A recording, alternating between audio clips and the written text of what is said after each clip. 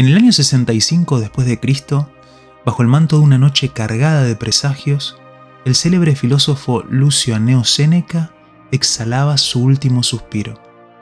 Tras 68 años de un viaje terrenal trazado por la sabiduría y la introspección, su vida llegaba a un abrupto y trágico final. Un suicidio forzado que resonaría con fuerza en los majestuosos corredores del poder romano. El responsable de llevar a Séneca a este desenlace no era otro que Nerón, el emperador que alguna vez fue su alumno y confidente. Atormentado por sombras de miedo y paranoia, Nerón señaló a Séneca como el autor de un complot para usurpar su trono. Esta acusación, un espectro construido de ira y desconfianza, estaba lejos de la verdad. Sin embargo, en su delirio, Nerón no solo sacrificó su mentor, sino también su propia reputación ante el pueblo, al condenar al hombre más respetado y sabio del imperio. Justo 3 años después de esta sombría página en la historia, Nerón encontraría su violento fin, y su legado quedaría arrasado por las arenas del tiempo. Pero Séneca, su figura adquiriría una luz aún más brillante después de la muerte, consagrándose como uno de los filósofos estoicos más destacados de la eternidad. ¿Estás preparado para sumergirte en las profundidades de la historia de Séneca y descubrir cómo un camino trazado por la sabiduría y el éxito llevó a un destino tan incierto? ¿Estás dispuesto a desvelar la verdad oculta detrás de su muerte, más allá de las palabras secas de las crónicas oficiales? Si la respuesta es sí, te invito a continuar hasta el final. Te prometo un viaje en el que la realidad superará cualquier ficción. Lucio Anneo Séneca, noble cordobés, vio la luz en la Hispania del siglo I, siendo uno de los primeros ciudadanos de la península en recibir la insignia de cónsul romano. Su padre, un maestro en el arte de la oratoria, logró escalar los peldaños de la sofisticada sociedad romana gracias a su elocuencia y erudición. Un talento que en esa época representaba una eficaz forma de subir en la escala social. Su madre, por su parte, se unió al matrimonio con tan solo 14 años, pero su juventud no le impidió ser una entusiasta cultivadora de las letras y las artes. Un detalle intrigante de la ilustre familia cordobesa de Séneca es la noble carrera de su hermano Gailón. Ascendiendo a las posiciones de senador precónsul del Imperio Romano, Gailón tuvo la insólita experiencia de presidir un tribunal en el que se juzgó a nada menos que Pablo de Tarso, conocido como San Pablo. Este último, indudablemente uno de los 4 apóstoles más influyentes en la redacción del Nuevo Testamento, encontró en Gailón un juez equitativo. En una decisión que resonaría a través de los siglos, Gailón falló a favor de Pablo. Séneca, notable figura, se desplazaba en la penumbra de una era de transición. El antiguo panteón de deidades había perdido su resplandor en los corazones del pueblo, y la luz de la fe en un solo Dios aún no había amanecido. Era un tiempo de incertidumbre espiritual, apenas unos años antes de la crucifixión de Jesús de Nazaret, cuyo legado apenas comenzaba a echar raíces y todavía no se había transformado en la fuerza que conocemos hoy. En este tiempo de vacío divino, Séneca se convirtió en un faro de sabiduría. Frente a una existencia que parecía dejada al azar, presentó un camino guiado por una brújula moral. Una ruta que no dependía de la divinidad, sino de la propia integridad humana. Redefinió la vida como un viaje, no hacia un destino de felicidad, sino con la felicidad misma como compañera constante. Séneca mostró que el buen vivir no radica en un punto de llegada, en una recompensa futura, sino en cada paso consciente que damos. En sus enseñanzas, la vida no es un juego de azar, sino un tejido de decisiones morales y éticas que hacen de la existencia una obra maestra de la virtud. La felicidad, entonces, se convierte en un camino en sí mismo, no en un destino distante. Se sabe que Séneca viajó a Roma cuando era muy joven. Al final del reinado de Augusto, estaba muy familiarizado con las obras de Cicerón y Virgilio, e influido por ellas. En Roma conoció las doctrinas de Pitágoras y de Sextio. A través de Soción de Alejandría y hasta los 18 años de edad estuvo bajo la influencia directa del cínico Papirio Fabiano. Pero el influjo de Átalo, griego y estoico, muy admirado por el padre de Séneca, fue mucho más intenso. Acudió con extraordinaria inquietud y docilidad a recibir las enseñanzas del austero Átalo, movido solo por la búsqueda de lo honesto y de lo justo. En la Roma que 100 años antes había conocido a Cicerón en su esplendor intelectual, Séneca respondía a la idea de plenitud humana. Ser literato, filósofo y además senador representaba la síntesis ideal a la que cualquier mortal romano podía aspirar en aquella época. Su dedicación en la política del más alto nivel le permitió convertirse en heredero y representante de una tradición romana gloriosa y acrecentar también su fortuna económica hasta cotas insospechadas.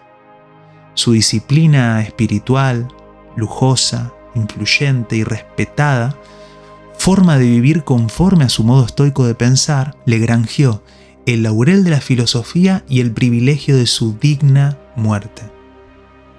En el entramado oscuro y sinuoso de celos, envidias y traiciones que constituían la familia imperial romana, emerge la figura de Claudio, el cuarto emperador del vasto imperio romano. Bajo el sutil influjo de su primera esposa, Mesalina, la floreciente carrera pública de Séneca fue abruptamente truncada, aunque solo fuera provisionalmente. El veneno de Mesalina hacia Julia Livila, sobrina de Claudio y hermana de un Calígula celoso de la brillantez de Séneca, sería el catalizador de la desdicha del filósofo. Séneca fue acusado de adulterio con Julia Livila, una mancha en su honor que lo condenó al exilio en la remota Córcega desde el año 41 después de Cristo. Sin embargo, la llegada de Agripina, la astuta segunda esposa de Claudio, en el año 49 cambiaría su suerte. De su unión nacería Nerón, y aunque el sucesor legal de Claudio era británico, hijo de su primer matrimonio, Agripina logró convencer a Claudio para que el manto imperial cayera sobre Nerón tras su muerte. Agripina, profundamente consciente de la estima y reputación de Séneca, orquestó su regreso a Roma, no como un desterrado, sino como un hombre perdonado. No solo retomó como un próspero ciudadano romano, sino también como un faro de sabiduría, asumiendo el papel crucial de tutor y consejero del futuro emperador Nerón, este joven que en un trágico giro del destino acabaría siendo el ejecutor del triste final de su maestro. Lleno de esperanza ante la prometedora juventud de Nerón, Séneca se embarcó desde el comienzo en la ambiciosa tarea de inculcar al futuro emperador la apreciación por las artes, la retórica, las ciencias y, por supuesto, los valores estoicos que rigen una vida virtuosa. Su anhelo, tanto personal como ciudadano, era que su amada Roma brillara bajo un futuro dorado de gloria y sabiduría. Sin embargo, a veces los corazones que son receptores de enseñanzas profundas y nobles no siempre son suficientemente maduros o nobles para acogerlas en su plenitud. El corazón de Nerón, en trágica contradicción con la de su maestro Séneca, resultó ser de tal naturaleza. Desde el principio, su visión quedó nublada por la seducción del poder, cegándolo ante las valiosas lecciones que su preceptor se esforzaba por transmitirle. En el agitado corazón del joven emperador Nerón, un miedo neurótico empezó a echar raíces. En sus ojos, cada sombra ocultaba una amenaza, cada sonrisa encubría una traición. Imaginaba a enemigos en cada rincón, incluso en el rostro de su propia madre, Agripina. Ella, la mujer que había tejido su camino al trono, se convirtió en la protagonista de sus peores pesadillas. Consumido por la paranoia, Nerón tomó una decisión inconcebible. En un giro trágico y macabro de eventos, ordenó el asesinato de su propia madre. Aquel acto impensable marcó un punto de no retorno en su reinado, una oscura mancha de sangre materna que nunca podría lavarse. En su agonía moral y política, Nerón recurrió a Séneca, única figura que podía proporcionarle algún tipo de redención a los ojos del pueblo. Séneca fue obligado a alzar su pluma y escribir un discurso imperial que justificara el imperdonable acto de matricidio. En cada línea, Séneca se veía forzado a convertir la locura en razón, el miedo en justicia y la sangre en tinta. De su pluma surgieron palabras que buscaron dar sentido a lo insensato, intentando, quizás en vano, preservar los fragmentos de un imperio fracturado por el temor y la desconfianza. Tras el asesinato de Agripina y la dolorosa tarea de justificar el acto en público, Séneca se encontró en una situación insoportable. Su papel de cómplice de Nerón había manchado su alma con una culpa de la que no podía desprenderse. A la luz de tal atrocidad, Séneca se dio cuenta de que ya no podía servir a un hombre cuyas acciones estaban tan lejos de los principios estoicos que él había abrazado durante toda su vida. Pero sabía que no podía simplemente romper sus lazos con Nerón. El emperador, ahora presa de la paranoia y la desconfianza, podría interpretar cualquier intento de distanciamiento como un acto de traición. Séneca tenía que trazar un camino delicado, uno que le permitiera separarse gradualmente de Nerón sin despertar su sospecha. Así que Séneca empezó a disminuir su presencia en la corte, alegando cada vez más frecuentemente problemas de salud. De a poco, cedía su papel de consejero a otros, evitando siempre que pudiera las lúgubres profundidades de la corte imperial. Durante el tenso verano del 64 después de Cristo, después de que un senador acusado de sedición eligiera la muerte por su propia mano en lugar de sufrir la furia de Nerón, Séneca, con una creciente sensación de fatalidad, empezó a abrigar la certeza de que su final no vendría en la paz serena de una cama en una apacible villa a la afuera de Roma. No, en cambio, se veía enfrentado a la perspectiva de un destino mucho más atroz y doloroso. Una premonición de un desenlace sombrío, digno de una tragedia clásica, se instaló en su mente, ensombreciendo sus días con la cruel anticipación de un destino inminente. La crisis le proporcionó la oportunidad de reflexionar sobre la naturaleza de la vida y la muerte. Séneca, en esa época, escribió la Epístola 70. En ella, anticipando y defendiendo su más que probable sacrificio, expuso las causas que pueden justificar el suicidio, alabando más la calidad de la vida que su duración. Si la cuestión era morir bien, debía plantearse cómo se podía morir bien tras haber evitado el riesgo de vivir mal. Morir bien exigiría erradicar del ánimo la necedad del temor a la muerte, y por tanto, de morir por causa de dicho temor. Asimismo, la muerte rápida sería preferible a la lenta, y más agradable la muerte apacible que la dolorosa. Se anticipaba así algo importante, que la cicuta era preferible al verdugo, ya que aquella no solo asegura mayor dignidad, sino también el derecho a la sepultura y el respeto de la última voluntad. El año 65 fue definitivo. A Nerón le llegó el rumor de una grave conspiración contra su persona, integrada por oficiales de la guardia, nobles y senadores. El conocimiento de las intenciones y de las acciones que preparaban su inminente asesinato desató la furia del emperador, que hasta ese momento se había mostrado déspota y ávido de confiscaciones, pero no brutal en exceso. Séneca no estuvo involucrado en la conjura, encabezada por Pisón, sino que se mantuvo al margen, pero el emperador no lo vio así. La inminente represión le señalaría como culpable destacado entre los culpables y le convertiría en víctima inocente. Tácito relató los acontecimientos. El nombre de Séneca apareció durante los interrogatorios a los que fueron sometidos los conjurados. Lo interrogaron al caer la tarde. Se hallaba en su casa de campo, a poco más de 6 kilómetros de Roma. Séneca cenaba rodeado de sus amigos y en compañía de su esposa, Pompeya Paulina, con la que había contraído matrimonio tras regresar de su destierro en Córcega, cuando ella era muy joven.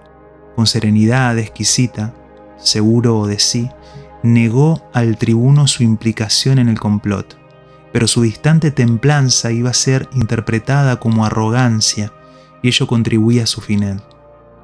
El tribuno testimonió ante Nerón no haber observado en Séneca ningún signo de temor y que ninguna señal de tristeza apareció en sus palabras ni se expresó en su semblante. Entonces un Nerón, convencido de la culpabilidad de su antiguo preceptor, decidió poner en conocimiento de Séneca la orden de acabar con su vida. Al recibirla, sin signo alguno de turbación, en perfecta calma, Séneca pidió permiso para redactar su testamento, lo que no le fue concebido por el oficial ante el temor de que injuriara en él a Nerón o le negara a éste los legados habituales. Ante tal negativa y privado de la posibilidad de hacer ciertas correcciones testamentarias a fin de legar algunos de sus bienes a sus amigos, declaró en voz alta que les dejaba al menos el único bien que le restaba, el más hermoso de todos, su propia manera de vivir y sus enseñanzas.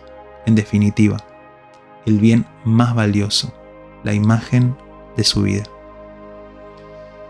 Si sus amigos que lloraban ante tal espectáculo eran capaces de conservar su recuerdo, hallarían en la fama de la virtud la recompensa de su inquebrantable y devota amistad.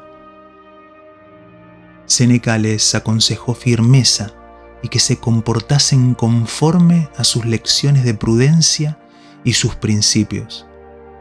Tras tales exhortaciones y con la serenidad que solo un sabio sabe exhibir, Séneca, debilitado por la edad y excesivamente delgado por la abstinencia voluntaria, abrazó con ternura a su esposa y la exhortó a moderar su sufrimiento en intensidad y en tiempo, a fin de que en la consagración a la virtud pudiera encontrar el consuelo necesario ante tanto dolor.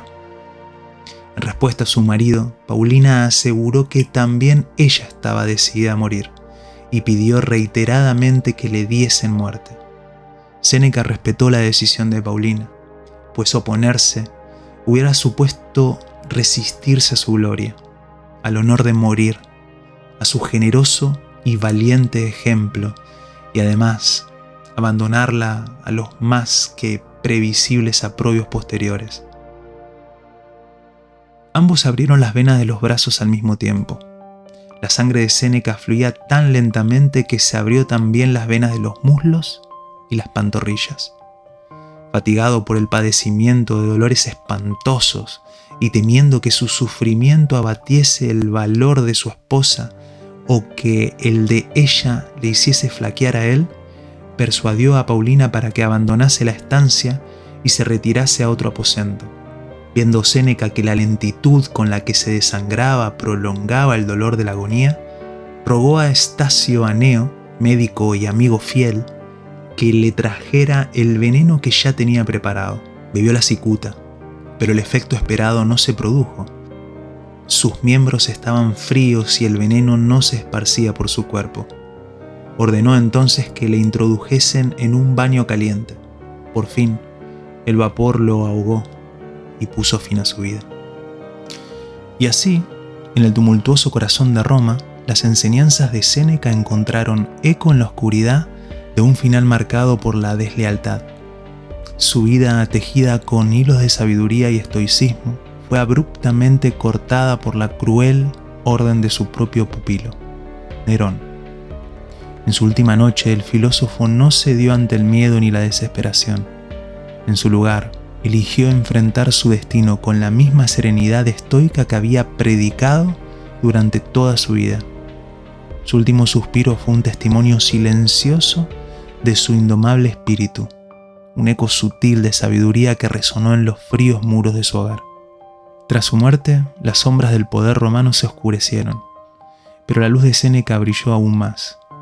Con el paso del tiempo, su legado se tornó cada vez más poderoso, iluminando las mentes y los corazones de generaciones futuras. La muerte no pudo silenciarlo, pues su voz resurgió en sus escritos, se transmitió en las palabras de sus seguidores y reverberó en la conciencia de aquellos buscando sabiduría. A pesar de la tragedia que envolvió su final, Séneca se alzó como la figura estoica más importante de su tiempo y quizás de todos los tiempos. Hoy, siglos después, la historia de Séneca sigue siendo un poderoso recordatorio de la resistencia humana ante la adversidad, de la eterna búsqueda de la sabiduría y de la indestructible fuerza del espíritu estoico. El eco de su vida resuena en cada página de su obra, en cada pensamiento inspirado por su sabiduría, como un golpe eterno que se escucha a través de los corredores del tiempo. Eso es todo por hoy. Déjame saber en los comentarios si te gustó el video y siéntete libre de sugerir cualquier tema que te gustaría que desarrolle en futuros videos. Si disfrutaste del video, dale me gusta, compártelo y si aún no lo has hecho, suscríbete a mi canal. Tu apoyo me motiva a seguir creando contenido. Hasta la próxima.